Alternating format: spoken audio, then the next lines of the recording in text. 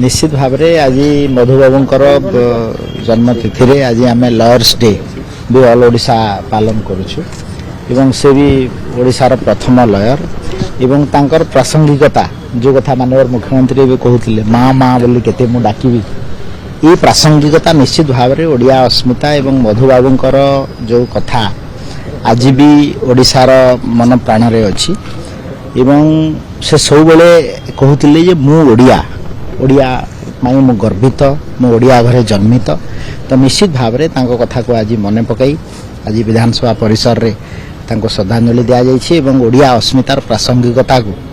मैं आगाम दिन में आगू नापी निश्चित भाव में चेष्टा कर सर आज जो आयुष्मान कार्ड को नहीं बैठक कर कौन समस्या असुविधा रोची कौन सा सामान बाहर देखो आज मु तो निश्चित भाव में आपन को आज विशेष भाव में आम शुभेच्छा जनाऊँ मधुबाबू जयंती आउ दिने मु जिते मोर डिस्कसन करी मुझे निश्चित लोक बहुत हैरान होते।